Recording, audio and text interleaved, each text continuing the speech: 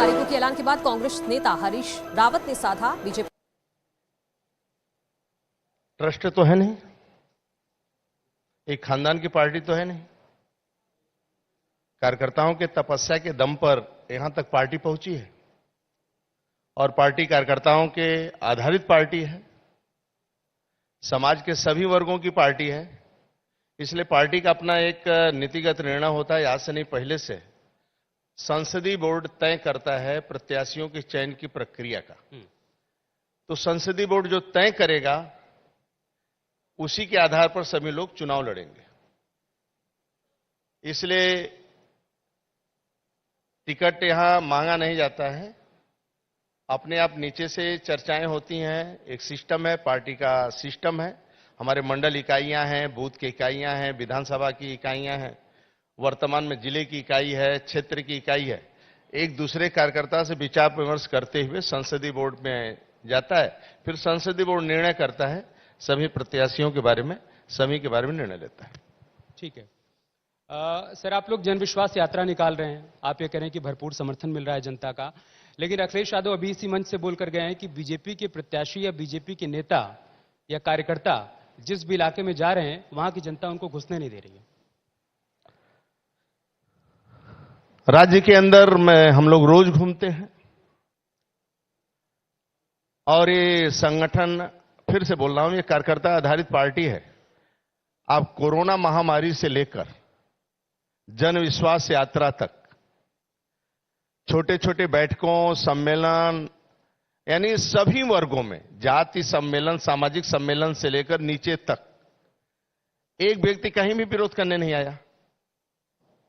पूरे यात्रा भर में एक व्यक्ति कहीं नहीं आया और इतना जन समर्थन जिसकी कल्पना नहीं कर सकते हैं। वह तो गैप करके जा रहे हैं, पूरी रचना बनाकर जाते हैं, पूरी योजना बनाकर जाते हैं और पूरे देश प्रदेश से वहां एकत्रित करके फिर स्वयं जाते हैं रोड शो करने के लिए। यहां तो प्रतिदिन यात्रा चलता है और लोगों का यात्रा चलता है, कार्यकर्ताओं का यात्रा चलता है। हमारे नेता नेतृत्व आदरणीय योगी जी से लेकर हमारे सभी वरिष्ठ लोग नेतृत्व करते हैं यात्राओं का और एक एक व्यक्ति निकलता है। वहां तो योजनाबद्ध 2 दिन, 3 दिन, 4 दिन का गैप करके फिर प्रदेश के सभी लोग पहुंच जाते हैं, फिर वहां पहुंचते हैं यात्रा करने के लिए। और पश्चिमी यूपी से खदेड़ दिया गया बीजेपी के कार्यकर्ताओं को, नेताओं को। जितने भी राज्य के अंदर चुनाव हुए, उपचुनाव, जितने भी, जब से हम लोग अध्यक्ष बने हैं, प्रत्येक चुनाव में हमारा बेहतर रिजल्ट आया है। चाहे विधानसभा का उपचुनाव हो, चाहे कोई भी चुनाव हो, चाहे शिक्षक हो, स्नातक हो, हमारा जिला पंचायत अध्यक्ष का हो, ब्लॉक प्रमुख का, सभी में रिजल्ट आया है। तो सपा तो जमीन पर ही नहीं है, न धरातल पर है। उसी कारण कोरोना महामारी में आप देखे होंगे सड़क पर एक भी नहीं दिखाई दिए, सिंगल पीस। और 5 साल में सड़क पर कोरोना महामारी छोड़ दीजिए, जनता जनार्दन के सुख दुख में सपा नेतृत्व रोड पर न धरना, न प्रदर्शन, न कहीं मिलना, न जुड़ना, कुछ भी नहीं दिखाई दिया 5 साल के बाद। 5 साल के बाद सड़क पर आए हैं जनता जनार्दन के बीच में। 5 साल के बाद ऐसा राजनीतिक दल तो मैं जीवन में देखा ही नहीं, क्योंकि ये 365 दिन का काम है। यदि राजनीतिक दल चलाते हैं आप तो 365 दिन आपको सक्रिय रहना पड़ेगा, क्योंकि आप कार्यकर्ता का निर्माण करना पड़ता है और संगठन के कार्यक्रमों से ही कार्यकर्ता का निर्माण होता है। तो सपा में एक परिवार, एक वंशवत की पार्टी है, तो इसलिए उनको काम करने की कोई आवश्यकता नहीं है। ठीक है सर, अब साख वाले सवाल पर आते हैं। 2017 में केशव प्रसाद मौर्य जी की अगुवाई में भारतीय जनता पार्टी ने 300 का आंकड़ा पार किया, जो कभी नहीं हुआ था बीजेपी के लिए उत्तर प्रदेश में, वो हुआ। 2022 में आप कितना तैयार हैं 300 पार जाने के लिए? देखिए, केंद्रीय नेतृत्व ने लक्ष्य 300 प्लस का रखा है।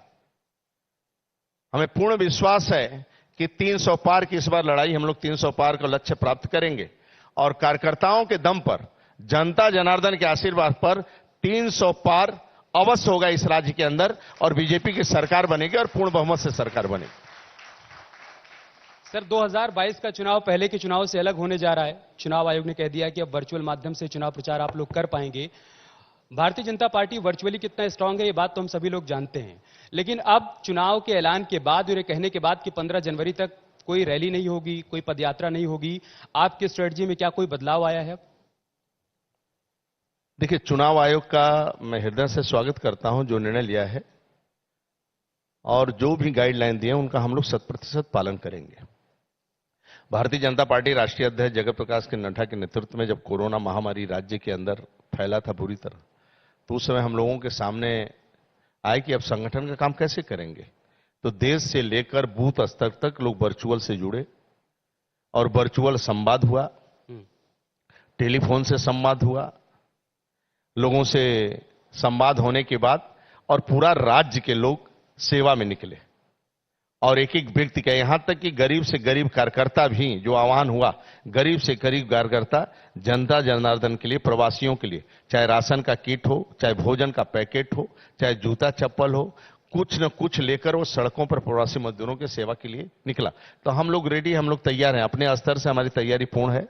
हम डिजिटल, यदि वो कहते हैं तो हम डिजिटल चुनाव लड़ेंगे और संगठन हमारा परिपक्व है और प्रदेश अध्यक्ष भी वर्चुअल कर लेता है और मंडल अध्यक्ष, मंडल प्रभारी भी वर्चुअल बूथ स्तर का वो करके अपना संवाद स्थापित करेंगे और बूथ समिति घर घर संपर्क करेगा।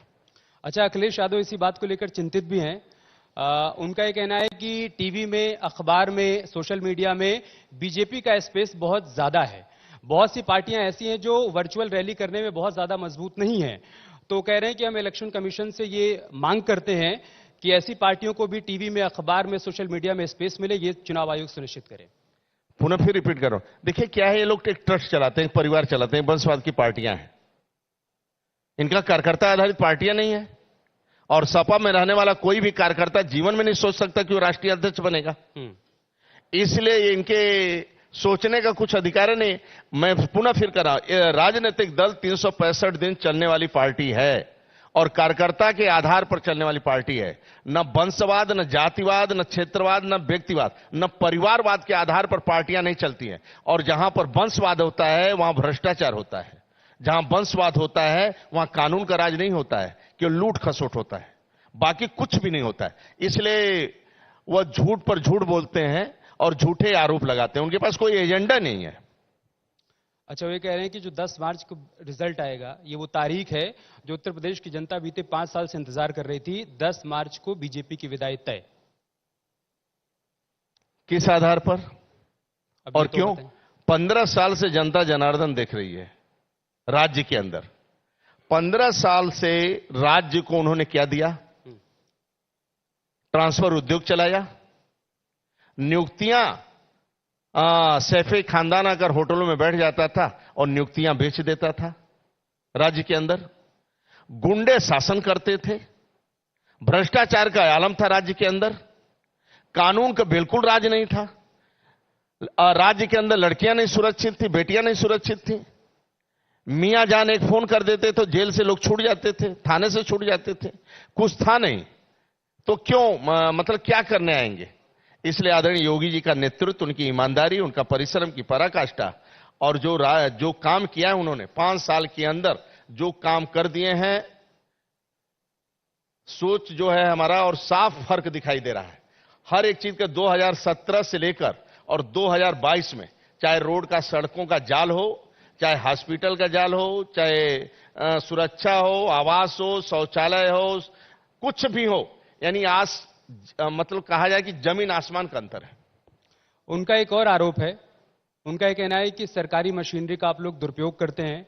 इसके लिए वो चुनाव आयोग से मांग करेंगे कि कुछ अधिकारी जो जिलों में बैठे हैं या लखनऊ में बैठे हैं, उनका तबादला किया जाए, क्योंकि पंचायत चुनाव में वो लोग बीजेपी के कार्यकर्ता के तौर पर काम कर रहे थे। साथ ही उन्होंने ये भी कहा है कि मैंने ऐसे अधिकारियों की एक लिस्ट बना ली है, वो भी चुनाव आयोग को सौंपने जा रहा हूं। आप सपा से पूछे उसका एजेंडा क्या है, किस आधार पर चुनाव लड़ना चाहता है। आप अखिलेश यादव से पूछे कि वो किस आधार पर चुनाव लड़ना चाहते हैं और क्यों लड़ रहे हैं चुनाव, राज्य में वो क्या चाहते हैं, मतलब किस आधार। वो कह रहे हैं कि मैं आ रहा हूं ताल ठोक के लाल टोपी, वो कह रहे हैं मैं राज्य के अंदर आ रहा हूं। क्या करने आ रहे हैं राज्य के अंदर? तो वह क्या क्या कर रहे हैं और क्या क्या बोलते हैं, उन पर जाना नहीं चाहिए। यानी राज्य के अंदर क्या करने आ रहे हैं आप, और किस लिए सरकार बनाना चाहते हैं? क्या जिन्ना की मूर्ति लगवाना चाहते हैं? क्या सरदार पटेल की मूर्तियों को उखाड़ कर फेंक देना चाहते हैं राज्य के अंदर? क्या मंदिर का निर्माण हो रहा है उस पर बुलडोजर चलाने आ रहे हैं? क्या काशी विश्वनाथ कॉरिडोर का निर्माण हो रहा है, मां विंध्यवासिनी के विंध्याचल का कॉरिडोर का निर्माण हो रहा है, आप क्या करने आ रहे हैं? क्या जेल से, थाने से, जेल से क्या गुंडों को रोड पर छोड़ना चाहते हैं क्या? आतंकवादियों को, सिमी को, नक्सलवाद को, सभी को छोड़कर रोड पर अराजकता की माहौल करवाना चाहते हैं क्या? दंगा फसाद उत्तर प्रदेश में करना चाहते हैं? कितने शांति से राज्य चल रहा है। आज मुसलमान हिंदू दोनों शांति से काम कर रहे हैं राज्य के अंदर, और राज्य खुशहाल है। बुलडोजर चल रहा है तो उन लोगों के प्रॉपर्टियों पर बुलडोजर चल रहा है जो प्रॉपर्टी भ्रष्टाचार के रुपए से कमाए हुए हैं और दौलत बनाए थे। वो अतीक मुख्तार के प्रॉपर्टियों पर बुलडोजर चल रहा है, कोई गरीब पर तो बुलडोजर चल नहीं रहा है। और आज 12 बजे रात को भी बेटी सुरक्षित है, युवक सुरक्षित है। वह लखनऊ के अंदर किसी रेस्टोरेंट में चाय पीकर वह अपने घर पहुंच जाती है और कोई गुंडा उसको छेड़ नहीं सकता है। यह राज्य की स्थिति है। नहीं तो आप लखनऊ के अंदर देखें, हजारों लोग रात में मोटरसाइकिल लेकर निकलते थे और सड़कों पर बवाल करते थे। एक आखिरी सवाल सर, बीजेपी के तमाम सिटिंग एमएलए भी इस वक्त आपको सुन रहे होंगे, तो उनके लिए एक मैसेज आपकी तरफ से कि क्या कुछ लोगों की टिकट कटने वाले हैं, क्या कटेंगे या नहीं कटेंगे? देखिए, पार्टी में संसदीय बोर्ड निर्णय लेता है और संसदीय बोर्ड ही टिकट तय करता है। तो संसदीय बोर्ड जो निर्णय करेगा उसका 100% हम सब पालन करेंगे। और भारतीय जनता पार्टी के कार्यकर्ता, भारतीय जनता पार्टी को राज्य के समस्त कार्यकर्ता जो संगठन से जुड़े हुए हैं, क्योंकि हमारे गौरवशाली इतिहास है। डॉक्टर श्यामा प्रसाद मुखर्जी, पंडित दीनदयाल उपाध्याय, देश के गौरव अटल बिहारी वाजपेयी, आज आदरणीय नरेंद्र मोदी नेतृत्व कर रहे हैं। ये सभी का एक भी मकान दिल्ली के अंदर नहीं है। सभी गरीबों का पक्का मकान देते हैं, लेकिन अपने पास कुछ नहीं। आयुष्मान का कार्ड देते हैं, अपने पास कुछ भी नहीं है। और गरीब को खुशहाल करना चाहते हैं। इसलिए भारतीय जनता पार्टी का एक एक कार्यकर्ता भारतीय जनता पार्टी को अपनी मां समझता है, और वह मां का चुनाव चिन्ह है कमल का निशान। संसदीय बोर्ड किसी व्यक्ति का टिकट तय करेगा। उत्तर प्रदेश के समस्त कार्यकर्ता एकजुट और एक साथ, एक नेतृत्व में और एक लक्ष्य के लिए और एक ध्येय के लिए और एक मिशन के लिए काम करेंगे और उत्तर प्रदेश में कमल खिलाएंगे। फिर 2022 में हम सरकार बनाएंगे आदरणीय योगी जी के नेतृत्व में, और उत्तर प्रदेश में कमल खिलेगा। गरीबों की सेवा करेंगे, गुंडा राज जड़ से समाप्त करेंगे और राज्य के अंदर सभी गरीबों का पक्का मकान होगा। सभी का गरीबों का पक्का मकान होगा। आखिर में सभी गरीबों के घर में स्वच्छ पानी पहुंचेगा, नल पहुंचेगा, और सभी का स्वास्थ्य चिकित्सा फ्री राज्य का होगा और सभी लोग खुशहाल होंगे आदरणीय मोदी जी, योगी जी के नेतृत्व में। यही मेरा निवेदन। अब की बार बीजेपी सरकार। बहुत बहुत शुक्रिया सर, बहुत बहुत शुक्रिया, बहुत बहुत धन्यवाद।